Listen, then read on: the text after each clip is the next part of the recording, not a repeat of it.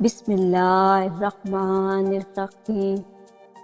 ناظرین، بینگن کا بھرتا بنا کر کھانے سے خون کی کمی دور ہوتی ہے۔ دودھ میں سیب کا رس شامل کر کے پینے سے چہرے پر نکھار آتا ہے۔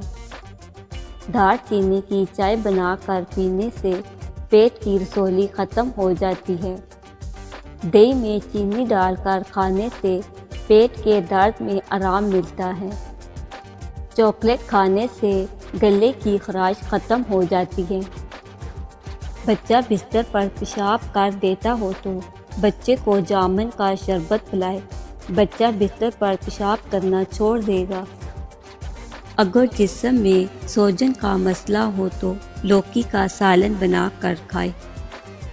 شام کے وقت پیاز کھانے سے بواسیر جیسی بیماری ہو جاتی ہے۔ صبح کے وقت دہی کھانے سے معدہ ٹھیک رہتا ہے۔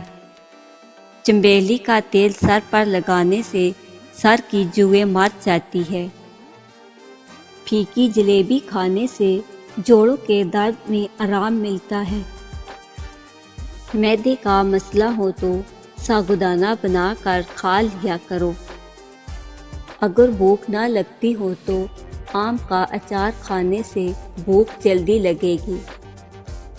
پکا ہوا امرود کھانے سے مثانے کی کمزوری دور ہوتی ہے۔ کیلے کا چھلکا ماتھے پر ملنے سے سر درد میں آرام ملتا ہے۔ سیب کے چھلکے چبانے سے بار بار پیشاب آنے کا مسئلہ ختم ہو جاتا ہے۔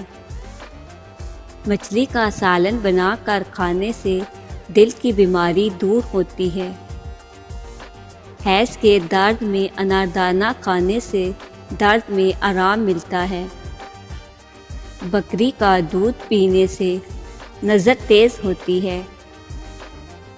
سالن میں سرکہ ڈال کر سالن پکانے سے برتن کالے نہیں ہوتے۔